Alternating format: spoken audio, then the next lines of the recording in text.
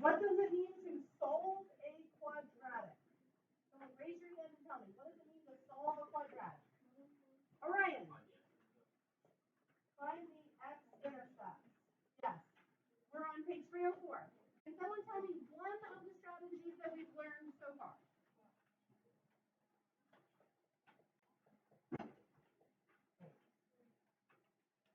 Yep, okay. So the box method of factoring. We learned that. We learned the diamond method for factoring. Yeah, FOIL is kind of like how to multiply binomials. Yeah. What else did we learn?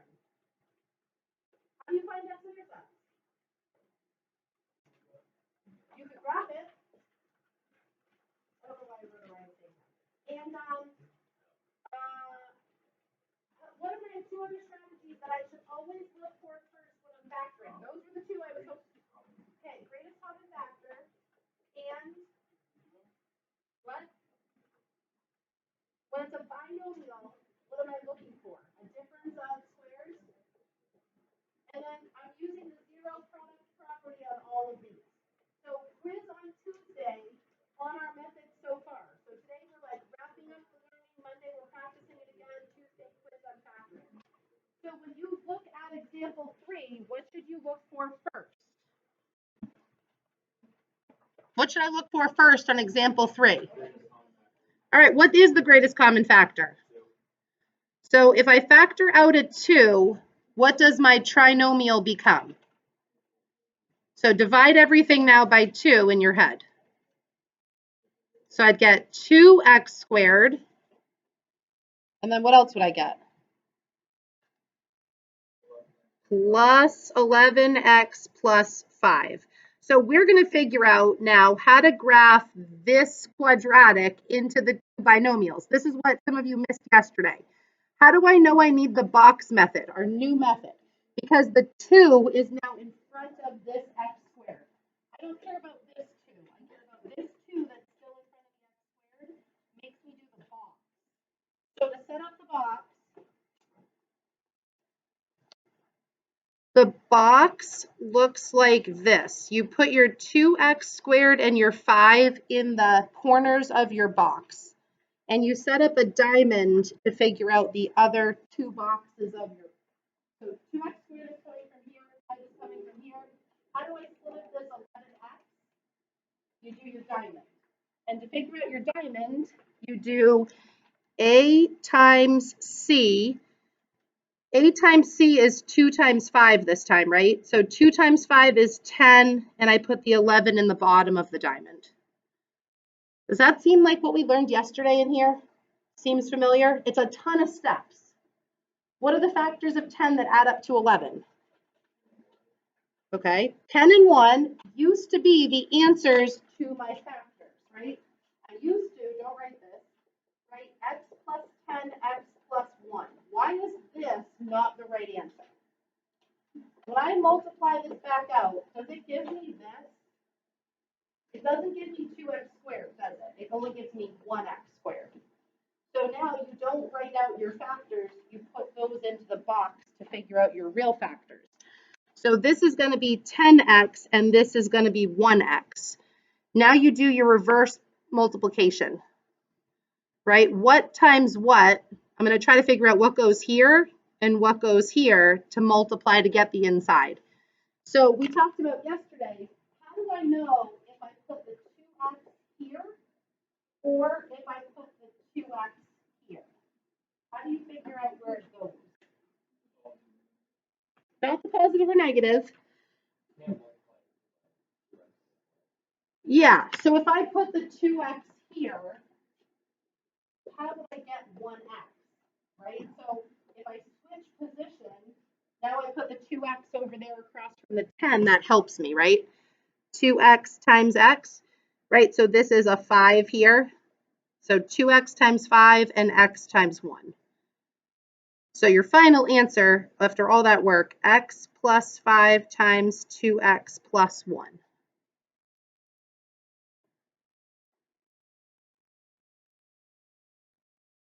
All right, we did yesterday, can I move it over? We did yesterday a problem like example 4 on things to look out for. So what should I do to start example 4? I need to put it in standard form first. Is it in standard form? So I need to rewrite this 12x squared plus 22x plus 6, and I need to look for something else. What else should I look for? Right, this has a greatest common factor of what? Careful. Careful. Right, 6 and 12 are tricky because 22 doesn't have any of those factors in it, right? It only has a factor of 2. So I want to divide out a 2 only. All 3 terms have to have it. So now I have 6x squared plus 11x plus 3. So I would like you to try to set up your box this time. See if you can figure out what goes in your diamond. Remember, it's A times C and B, and you're kind of covering up this 2. You don't need this 2. Oh, you know what? Didn't I have a greatest common factor on number 3?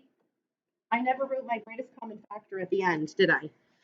Uh-oh. So I would have lost points if this was my test. I needed to copy on number 3 that, remember it had a 2 in front, right? So 2 times my factors is the final answer. So can you add the greatest common factor of 2 in front of your answer to number 3? Because I feel like that's a mistake that I obviously just made. So on a test, make sure if you have a greatest common factor at this step, make sure to write that down as part of your answer.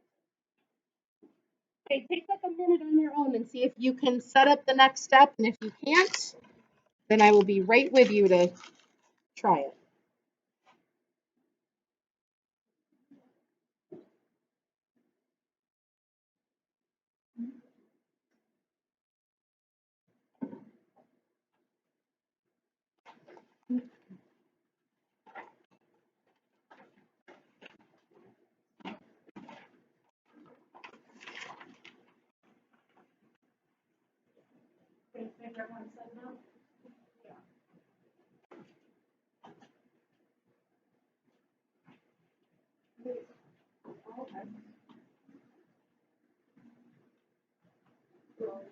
They did next over here, yeah. Oh, this if you really wanted to, you say that this is, yeah, I remember that. This is really the x squared. There's 2x times 9 equals 10x squared. I never write the x's. I always just write the numbers. Yeah. 18 and 11. No, it doesn't matter where you put them because it'll affect what your end result is. Oh. So I've got I'm going to put my 18x and my 11x. Wait a second. Oh, 18 and 11 don't go in there. Whoops. What'd you say? 9 times 2? So 9x and 2x go in your box. I just totally screwed that box up. 6x squared, 9x, 2x, and 3. There you go.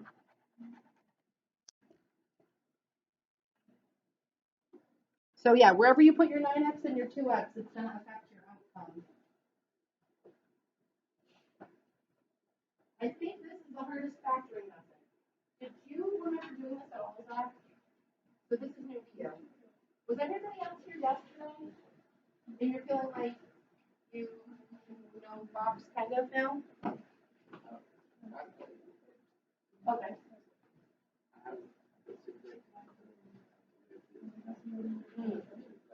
Right. So you'd be like, oh, something's wrong with this. Are there another factor of 6 that could work? So this is 6 times 1, but what else multiplies to 6?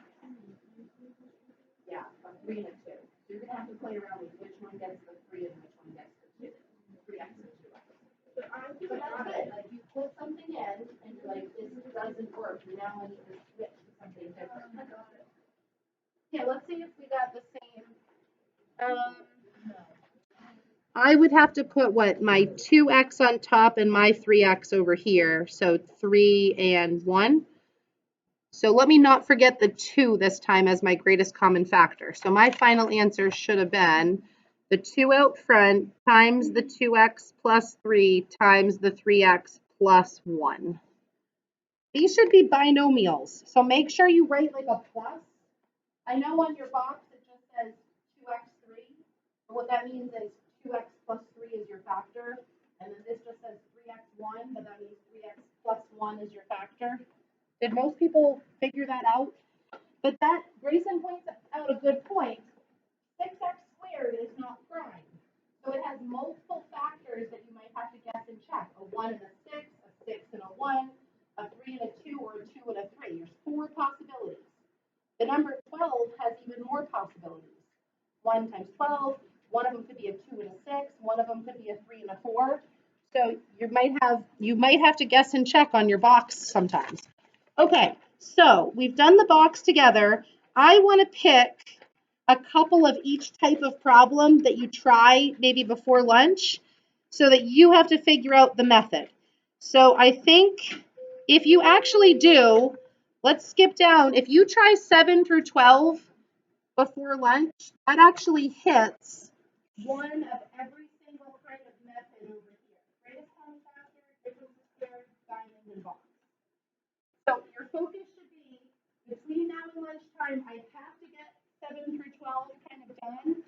But if I have more time, I'm going to go on to the next page because there's 10 more examples on the next page. Have you not been with us? This is just the back of the one that we were on. This is just turn to the next page. Yeah. Did everybody see where this is? So your first job is which tool in my toolbox am I using? Is there greatest common factor? Is it difference of squares? On 7 through 10, you're just factoring. On 11 and 12, they want you to solve it at the end, like x equals 6 or x equals negative 1. Solve the factors, like x plus 4, x would have to be like negative 4. That's yes. Are you asking what does solve mean? Try them. Number 7 and 9, you should have done the box on. So let's see, if we had set up our box, this is going to be speed round here. 4x squared, 9. I put 36 up top, negative 15 on the bottom. Did you choose negative 12 times negative 3? Negative 12x, negative 3x. I guess I want x times 4x, right? Because I've got to get this negative 3 down here. So a negative 3 and a negative 3 again, right? So x minus 3 times 4x minus 3. So that is box method. So if you had trouble on that, you're having trouble with the box method. Maybe you also had trouble on number 9 then.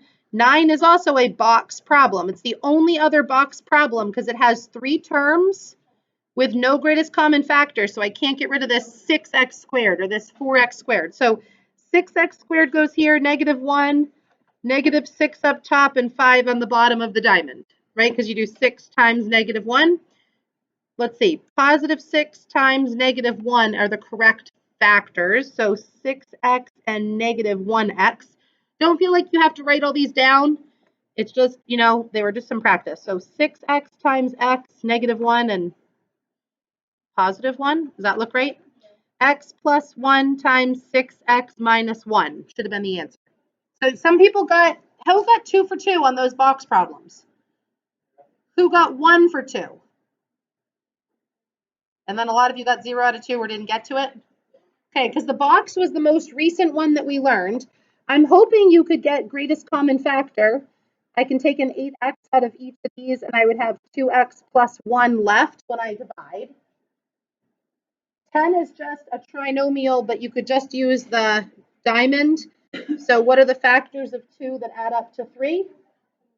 So those are the answers. X plus 2 times x plus 1. That one should have been hopefully kind of easy, unless you don't know which method to use. But if you have a trinomial and you can't take out greatest common factor, you're doing one or the other of these, either the diamond or the box. Number 11 is another diamond problem. It's a trinomial, so set up 2 terms, put an x in each. I'm looking for the factors of 4 that add up to -4. So that should be -2 times -2 are my factors. This one said solve. What's my x-intercept? I only have one x-intercept. +2, because they came out the same, so I only have one x-intercept. Yep, you're just doing some extra work of doing the box. You could do the box every single time, because really you're just putting this in the box and then you're kind of getting the same answer. Yep, you could do the box. This last one is the difference of squares. So you get 3x minus 8 and 3x plus 8. So you take the perfect square, you take the square root of each one. One gets a plus, one gets a minus. Now you have to actually solve this problem. How would I get x by itself? Add 8 to the other side and divide by 3. And on this one, how would I get x by itself? Subtract 8 to the other side and then divide by 3. I skipped a step in my head, but if you tried to solve, you'd add 8, write your plus 8, write your plus 8. 3x equals 8, divide by 3, 8/3. So what is the hardest, actually, oops, common factor? Do you think you recognize what it is? Give me a 5, 4, 3, 2, 1 on your finger. So the 5 is, I think I know, greatest common factor. People without your hand up, you don't understand that greatest common factor. Greatest common factor. So I think we're pretty strong on that. What about difference of squares? The last one that I just did. You're a 1 on that one.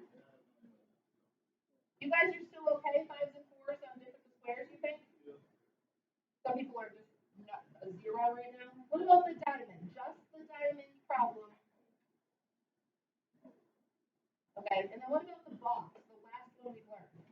I was thinking that was going to be the hardest, but I feel like recognizing these is now harder for some people. I mean, if we were all at a 3 and a 4, I would be super happy. I'm going to take a look at number 16 on the next page. Tell me something about 16. It's prime. Why is it prime? Not a difference of squares, and I can't take out a greatest common factor. So if it's prime, we can't factor it. Could you try number 17?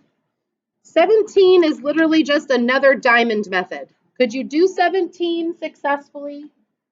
Just the diamond puzzle. I think you should be good on that type of problem. Set up 2 terms, put an X in each.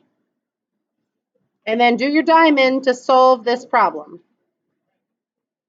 Right? 30 goes on top and 11 goes on the bottom. And you're asking yourself, what are the factors of 30 that add up to 11? Right? So if this is 5 and this is 6, I can just say x plus 5, x plus 6 is my factored solution. If it says equals 0, what do I have to do next? Solve. So what are my 2 x-intercepts on this one?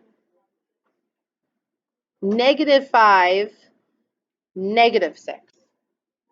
Because what makes x plus 5 equal 0? Oh, when x is -5.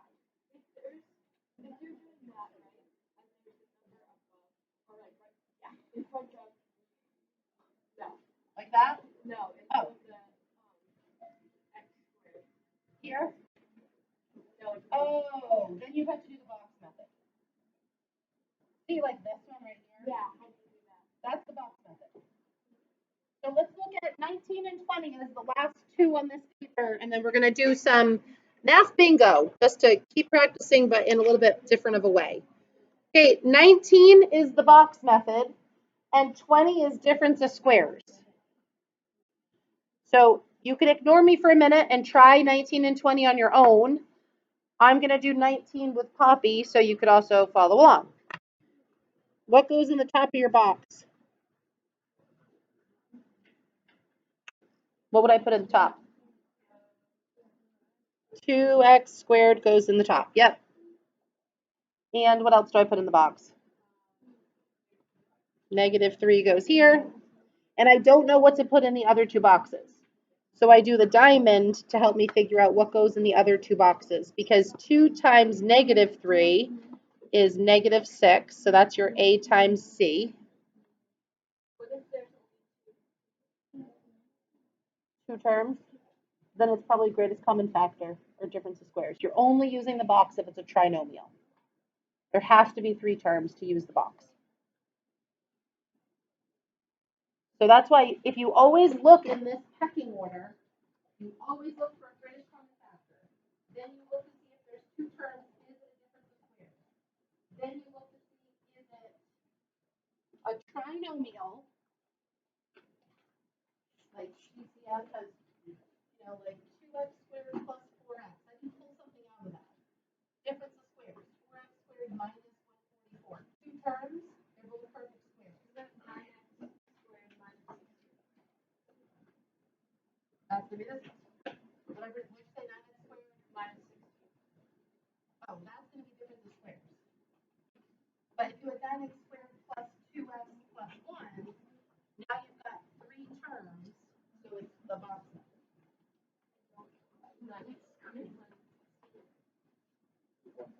What are you, which one are you even on? I thought we were doing number 19. Oh, I thought I was doing some practice. I'm doing 19 with the class right now. Sorry. So then I've got -5. I can't do the homework right now, but I would love to help you another time.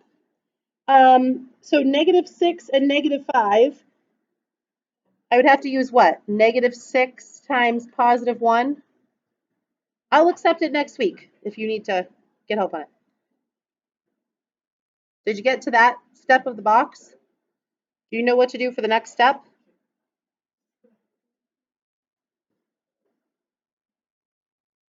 Did you guys try it? What is it? 2x times x, like this? X minus 3 times 2x plus 1. I feel like you guys are done. Factoring takes a lot of work and practice. So if you missed a day or two this week, oh, that's why you feel behind too, because you missed a couple days. Have you watched my videos yet to try to take the notes and watch the videos? You did? Okay, that's good. First step. So you just, I'll accept the homework. We'll have to work on it another time. I'm not sure.